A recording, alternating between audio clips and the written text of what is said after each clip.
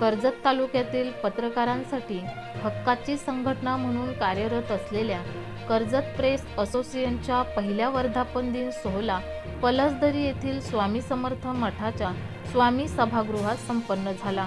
या कार्यक्रमात कर्जत तालुक्यातील 5 दिवंगत पत्रकारांच्या नावाने समाजात उत्कृष्ट कार्य करणाऱ्या 5 मान्यवरांना पुरस्कार प्रदान करण्यात आले।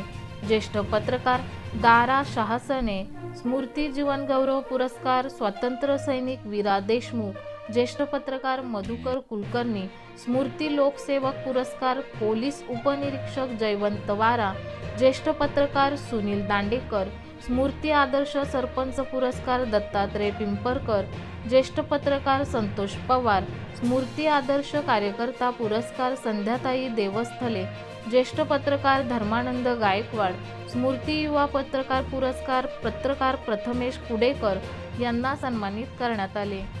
या वर्धापन दिनानिमित्त दिवंगत पत्रकारांच्या स्मृती कायम राहाव्यात म्हणून या पुरस्कार सोहळ्याचे आयोजन करण्यात आल्याचे कर्जत प्रेस असोसिएशनचे विश्वस्त संतोष पेरणे यांनी आपले मनोगत व्यक्त करताना सांगितले। तसेच या कार्यक्रमात ज्येष्ठ पत्रकार मिलिंद भागवत यांनी पत्रकारांना मार्गदर्शन केले।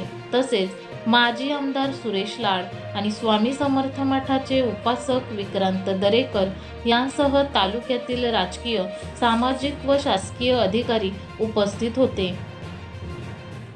MB न्यूज साठी रामदास माली, कर्जत।